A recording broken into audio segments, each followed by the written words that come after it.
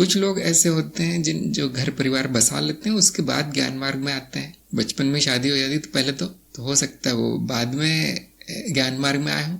तो हमारे सत्संग में भी ऐसे बहुत लोग हैं जो घर परिवार के लोग हैं, गृहस्थ हैं पूरी तरह से, संपूर्ण ज्ञान है उनको। तो इसलिए मैंने कई बार कहा, ये बात तो कई बार कही है कि यदि आपको पहले ज्ञान हो गया है तो अब मत कीजिए वो मूर्खता। और यदि आपने पहले ही गृहस्थ जीवन अपना लिया है तो अब ज्ञान का प्रयास कीजिए, किसी भी तरह से हो जाएगा। बहुत बहुत कठिन नहीं है, आप देखेंगे वो सब नष्ट हो जाता है, घर गृहस्थी समाप्त हो जाती है। कम से कम मानसिक रूप से तो पूरा समाप्त हो ही जाता है। भौतिक रूप से हो सकता है, लोग क्या कहेंगे समाज को दिखाने के लिए, माँ बाप की इच्छा रखने के लिए, या वो पत्नी है वो बेचारी सड़क पे आ जाएगी क्योंकि उसको तो पढ़ाया भी नहीं गया, उसको तो कुछ आता ही नहीं है, तो वो दया करके ये बच्चों क्या होगा, उनको तो खाना पीना चाहिए।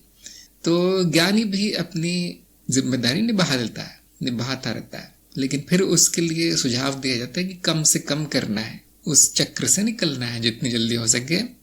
और जो बिल्कुल भी नहीं निकल सकते, पूरी तरह फंस गए हैं, उनको संकल्प लेना है कि अगले जन्म में ये बुरा कार्य ना हो, बुरा कर्म है ये। साधक को घर गृहस्थी समाज इन चीजों से दूर रहना है, नहीं तो आपका जो लक्ष्य है वो पूरा नहीं होगा। लक्ष्य क्या है? मनुष्य जीवन से मुक्ति।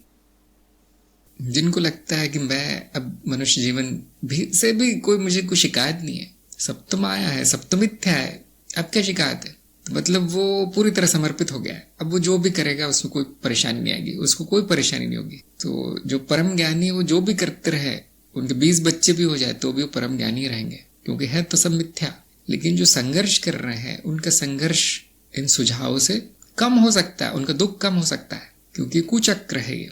घर परिवार जो है बांध देता है व्यक्ति को कई जन्मों तक से। कुल कहते हैं ना, उसी कुल में होता रहेगा जन्म। तो जिनको इन विकास क्रम में रुचि है उनके लिए सुझाव दिया जाता है। और जो माया के परे आ गए हैं कि मैं तो अब ब्राह्मण हूँ, अब शादियां तो होती रहेंगी, ब्राह्मण की रूप है, जो करते रहेंगे सब, ये तो बंद नहीं होगा, तो वो तो फिर पार ही लग गया है। वो तो पूरी तरह से उसकी कोई रुचि नहीं बची फिर विकास क्रम और इस सब में।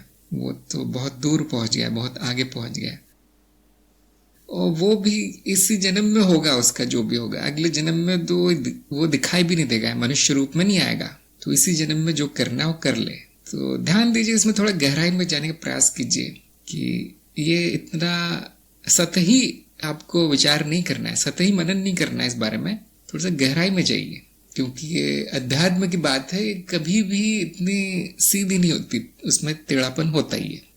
उसमें पूरा मनन करना पड़ता है कि हाँ इस मामले में ऐसा होगा, उस मामले में वैसा होगा, केस स्टडी करनी चाहिए। तो सभी लोग जानते होंगे, मुझे तो कहना भी नहीं चाहिए। मनुष्य का जीवन इतना सरल नहीं है, बहुत जटिल है, सबका अपना अपना है, सबके लिए अलग अलग उपाय बताए जाते हैं। तो जिनकी भी कोई दुविधा है इस बारे में और निर्णय नहीं ले पा रहे हैं, गुरु से पूछ लीजिए।